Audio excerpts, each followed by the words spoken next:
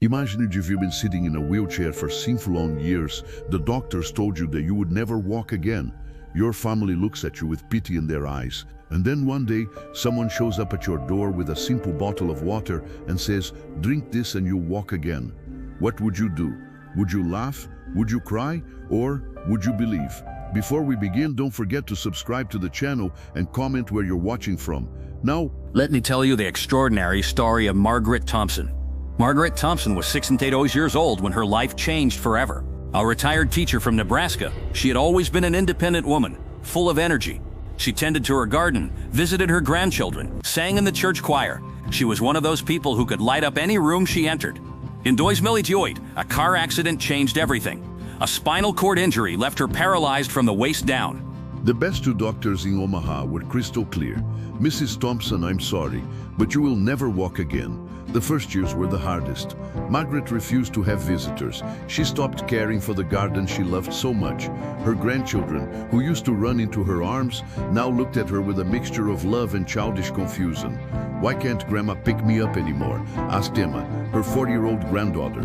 Margaret cried every night. It wasn't just about walking. Altså, der er jo som at glide. Der er jo uddannelse, player of the NF. Later, we're about chicken to down. Independence, oh, private life. Mas na relégio amadio that afternoon, Margaret was at home when the doorbell rang. It was an elderly woman, maybe around 80 years old, carrying a simple bottle of water. "My name is Rose," the lady said. "I heard about your situation. I brought something that might help." Magil desicativitinus eterni, Rose smiled gently. "This water como existe special well. It all helped many people. It isn't hard to try, does it?" Margaret looked at the ordinary bottle. Nothing special about it. "Do you really believe that common water can make someone walk again?" "It's not about the water, dear," Rosie replied. "It's about hope. It's about believing that miracles still happen." Irracional mindjisada na ridiculous. Betonte no side of ho, intumar inside of ho. Maybe the memory was used to be whispered, "What if it's real?" That night, she took a sip, then another, and another. Not because she fully believed, but because for the first time in years, she shows hope instead of despair. In the following weeks, something strange began to happen. It wasn't sudden. Miracles rarely are. Margaret started feeling small tingles in her legs. Then almost imperceptibly movement in your toes.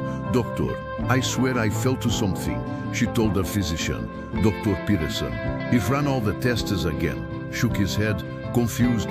"Mrs. Thompson, I can't explain this scientifically, but there are signs of nerve regeneration. It's extraordinary." Margaret continued drinking the water every day, but more importantly, she began doing physical therapy with renewed determination. She started visualizing herself walking again. She went back to tending her plants, using back a wheelchair. 3 months later, on a sunny January morning, Margaret woke up with a different feeling. For the first time in Simusemi Rus, she was able to move her toes intentionally. With the tears in her eyes, she concentrated with all her strength. And if this story touched you, share it with someone in your family. We all need to remember that miracles still happen. Today, Margaret walks again.